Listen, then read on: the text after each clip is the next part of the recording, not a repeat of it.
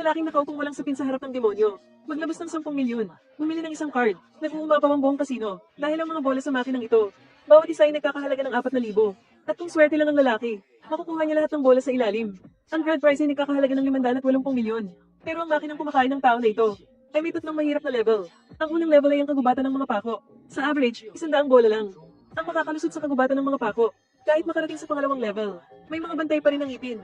Gumagamit ng mga metal ng ngipin na patuloy na bumubukas at sumasara para pigilan ng bola na makapasok sa susunod na level. Sa average, 3 bola lang ang makakalusot. Kung swertihin kang makarating sa huling level, ang 3 palapag na bilog, madidismaya kang malaman. Ang unang palapag ay may 3 butas, at tanging ang pulang butas lang ang makakapasok sa susunod na palapag. Ang pangalawang palapag ay may 4 na butas. 79% ng mga tao ay titigil sa pangalawang palapag. Hindi ka rin naiiba. Sa loob lang ng ilang minuto, naubos na ang 5 milyon. Para kumalma, humingi siya ng beer sa staff ng kasino. At ang totoong plano ay nagsisimula pa lang. May nakita siyang isang manonood na may hawak na beer. Tahimik na lumapit sa kanya. Gumuguhos ang mga bola na parang tubig.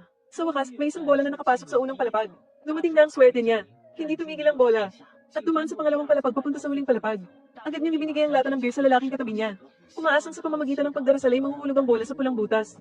Pero sayang, muntik na. Nagkunwari siyang nalungkot at pinuwi ang lata ng beer. Hindi napansin ng supervisor sa tabi niya ang kakaiba. Sa totoo lang, magkasabot sila ng lalaki. Lumalabas na 3 taon niyang inoobserbahan ng kasino. At natuklasan niya na ang makinang tinatawag na latian na ito ay may ganap na kontrol sa mga bola. Sa madaling salita, ayon sa trajectory, ang bola ay hindi talaga mahuhulog sa winning hole. Dahil nandadaya ang kasino, nakahanap din siya ng paraan para lumaban. Nakita siyang kumuha ng isang lata ng beer.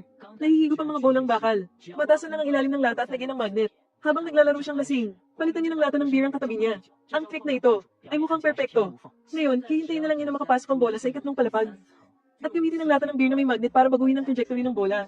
Kapag nanalo na siya, siguradong mag-iingay ang buong kasino. Sinasamantala ang kaguluhan para ibalik ang lata ng beer. Sa ganitong paraan, wala nang silbi ang inspection pagkatapos. Iniisip ang halos 600 milyong premyo. Hindi niyo maiwasang ma-excite. Sa wakas, nakarating ulit ang bola sa 3 palapag na bilog. At matagumpay na nakalusot sa unang palapag. Mahimalang nakalusot din sa pangalawang palapag. Dumating na ang huling level. Sumiklab ang tensyon sa lugar. Ito ang pinakamahalagang sandali niya. Dahan-dahan niyang inilapit ang lata ng beer sa latian. Konting pagbabago lang sa trajectory. Tataas ng gusto ang posibilidad na manalo. Ang mga sigawan, ang excitement, at ang himalang inaasam niya ng buong buhay niya, ay hindi nangyari. Gumalaw ng bahagya ang bola. Iniwasan ang winning hole. Tuluyang nawasak ang kanyang ilusyon. Akala niya ay hindi sapat ang lakas ng magnet sa lata ng beer. Pero umiti ang staff. Sa huli, sa lahat ng sugal, kung sino ang biktima, at kung sino ang mga ngaso. Walang nakakaalam hanggang sa huling sandali. Ang 10 milyong bola niya ay mabilis na naubos. Naubos na ang card. Nawala ang kalahati ng ipon niya. Pero hindi siya sumuko. Ang pagtanggi sa pagkatalo ang nagtulak sa kanya na maglabas ulit ng 10 milyon. Palaging tinatanggap ng kasino ang ganitong klaseng pagbibigay ng pera. Nang makita niya may sasabihing pribado ang staff ng kasino, matalinong sumunod si Kaiji. Natakot siya nang marinig niya na inimbestigahan pala siya ng kasino. At may mekanismo pa pala ang latian para protektahan ng sarili. Alam ni Kaiji na nabunyag na ang plano nila. Agad na bumalik sa latian. Gusto niyang tumigil na siya agad. Pero mukhang maganda ang swerte ng kalaban niya. Nakarating ulit ang bola sa 3 palapag na bilog. Gusto pa rin niyang gamitin ng beer para makuha ang 600 milyon. Pero isa lang itong pantasya. Iminungkahi ni Kaiji na tumigil na siya habang maaga pa. Pero kung kaya niyang maging makatwiran, hindi na siya matatawag na sugarol. Mahigit 10 milyon na ang naipuhunan niya. Kung hindi niya makuha ang grand prize, talo na siya ng tuluyan. Sigurado siyang dumating na ang kanyang swerte. Basta hawak niya ang kanyang beer. 600 milyon ang siguradong madali niyang makukuha. Dahil sa kanyang optimismo at ayaw matalo. Natalo rin ang 10 milyon ang kanyang tiyuhin. Tumayo siya nang may pagkadismaya sa mukha. Pumunta sa banyo para makipag-usap kay Kaiji. Nang marinig niyang gusto ng sumuko ni Kaiji, at pinipigilan pa siyang maglaro, tuluyan ang nag-alabang galit ng kanyang tiyuhin. Anong sumuko? Anong huwag nang ituloy? 20 milyon na ang natalo natin. Itinaya niya ang lahat ng pag-asa ng kanyang buhay. Kung hindi niya makukuha ang latian, hindi siya mapapakali habang buhay. Kaya, gamit ang 30 milyon na kanyang hiniram, muli niyang hinamon ng demonyo. Sa pagkakataong ito, gagamit siya ng mataas na interes para muling atakihin ang latian. Sa paningin ng manager ng kasino, para siyang isang malaking truck na nawala ng preno. Kahit alam niyang hindi na siya dapat magpatuloy, hanggang sa masira siya.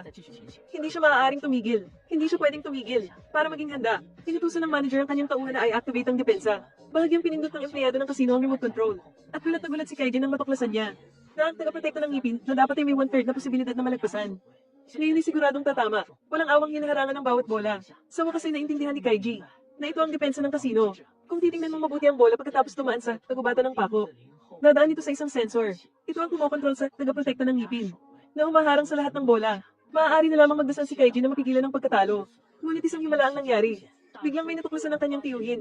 Pumasok muli ang bola sa 3 palapag na bilog. Nakahanap pala siya ng ibang daan. Muli niyang pinalo ang lahat ng bola papunta sa kanan. Sa ganitong paraan, may iiwasan niya ang sensor.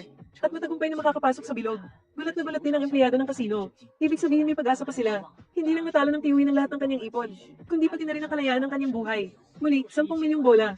Ang walang tigil na umatake sa kahinaan ng natian. Sa wakas, sa dasal ng kanyang tiyuhin, nakapasok ito sa pangalawang bilog. Nakarating pa nga sa huling palapag. Ito na siguro ang huling pagkakataon niya. Ngunit, ang magnetic bear can sa kanyang kamay ay hindi pa rin mabago ang huling direksyon ng bola. Tulad ng inaasahan, nahulog ang huling bola sa hilagang kanluran. Kaunting-kaunti na lang. Ngunit ang kaunting-kaunti na lang na yun ang nagpabagsak sa kanya sa kailaliman. Pinulot ng manager ng kasino ang nahulog na bola. Lumapit pa nga sa kanilang dalawa habang nangasar. Kinuha ang magnetic bear can. Akala nila ay mabubunyag na ang kanilang pandaraya. Ngunit hindi nila inaasahan na hindi pala kayang ilay ng bear can ang bola. Pinano pala lahat ng kasino. Sinasadya nilang palitan ng bola ngayon ng tanso. Ang sinasabing pagbabago ng direksyon ng bola gamit ang magnet ay isang kalokohan lang pala. Ang 50 milyon na dala ng kanyang tiyuhin ay naloko ng kasino. At natalo hanggang sa 6 na milyon na lang ang natira. Isang bola ang sumabit sa bakal na kuko numero 7. Natakot agad ang may-ari ng arcade. Tama, si Kaiji ang naghagis ng 72 milyon. At ang bola ang samayon sa bakal na kuko na yun. Ang matibay na depensa, ngayon ay hindi na may sara. Bigla, isang bola ang pumasok sa bilog numero 7. Nagulat ang lahat ng mga naglalaro. Nagunahan silang lumapit. Nakita ng may-ari ng arcade ang sirang depensa. At natulala siya. Ngunit, ang lalaking nakasheet sa tabi niya ay tuwang-tuwa sa kanyang kalooban. Tama, ito ang paraan nila para sirain ang depensa. At 3 round na ang nakalipas, tinalo na ni Kaiji. Ang lahat ng ito, ang akala nila ay matibay, ay may dingding pala sa loob na gawa sa plastic. Kailangan lang nilang palambutan ng dingding na ito. Agad itong mababago. At ito ang ginamit ni Kaiji. Gumamit siya ng disposable heat pack. Kapag pumutok ang heat pack, agad itong magkakaroon ng oxidation reaction at mag-iinit. Kaya, kailangan lang nilang palitin ang heat pack na ito. Ipasok ito sa tubo ng dingding. Pagkatapos, maglagay ng maliit na bola ang may tinik. At pagkatapos paulit-ulit na tumama ang maliit na bola sa dingding. Mabubutos ng bola ang heat pack. Pagkatapos, kailangan na lang nilang maghintay at maglagay ng pera. Iyang plastic na control, made the form kapag nainitan. Parang straw na natutunaw sa apoy. Mawa-oxidize at made the form pagkatapos minaitan. Ganoon lang ka-simple. Ngayon pa man, lahat ng ito, ang tunay na layunin ng matanda sa paggulo sa kasino. At kailangan lang ni Kaiji bago dumating ang sirang parte. Palitan ng device na inihanda niya. Pero ang pagpigil sa matanda ay maghahinala ang manager. Kaya kailangan ng magandang dahilan.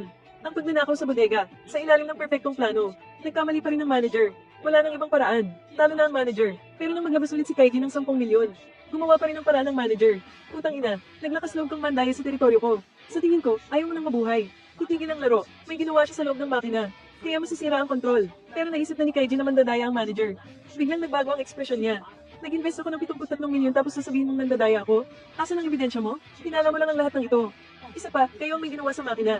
Gumamit kayo ng remote control. Dapat 1/3 ang chance na malagpasan ng spinning disc.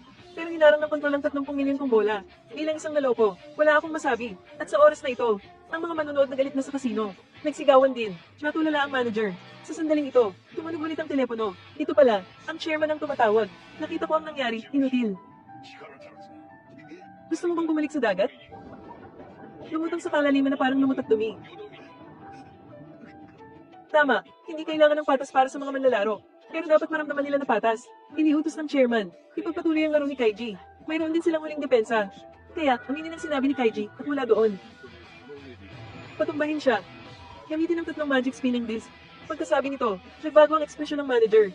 Commendat sa tauhan niya. Kinuha ang remote control na nakakamatay. Para sigurado, ilagay sa dagdag 7, dagdag 7, dagdag 7. Walang pwedeng magkamali. Tapusin na siya, tapusin si Kaiji dito. Hindi alam ni Kaiji na alam na niya ang depensa nila. Tama, tuwing malapit nang pumasok ang bola sa butas, humiikot ito ng kakaiba. Dahil, may nakaharang na bagay sa gilid ng butas. Sapat lang para harangan ng bola. Ang tanging daan sa sulok na ito, dapat papasok ang bola sa butas mula sa harap, at walang harang sa harap. Pero alam na ito ni Kaiji. At nalaman din nila nakatagilid ang 3 disc. Hindi ito mapapansin ng marami. Dahil ang anggulo ng disc ay nahahati sa 3 pantay na bahagi. Ang una ay ang tagilid ng mismong disc. Ang pangalawa ay ang tagilid ng buong makina. At ang pangatlo ay ang tagilid ng sahig sa ilalim ng makina. Noong natalo ang matanda, nagkalat ang mga bola sa sahig. Pero nang lumapit ang manager, ang mga bola lang sa hagdan ang pinulot niya. Hindi niya pinansin ang iba. Dahil kinakabahan siya, pero ito rin ang pinakamalaking pagkakamali niya. Kaya kinailangan ni Kaiji ang matanda. Dahil dating foreman siya sa construction. Alam niya ang istruktura ng gusali. At ngayon sa pachinko shop ng chairman, ginamit din ng manager ang depensang tagilid. Para sigurado, tinaasan niya pa ang tagilid mula 5 hanggang 7. Pero nang tignan ng manager ang makina, kinilabutan siya. Dahil hinagis ni Kaiji ang 10 milyong bola. Pero walang pumasok sa disc. Talagang ang tagilid na taktika. Pipigilan ng bola sa ikatlong palapag. Pero sa unang 2 palapag, doble ang tsansa na malagpasan. Pero bakit wala pa rin pumapasok? Habang naguguluhan ng manager, nagkagulo ang mga tao. Nalagpasan ng bola ang unang palapag. Pangalawang palapag, diretso sa ikatlong palapag. Nagkagulo ulit ang mga tao.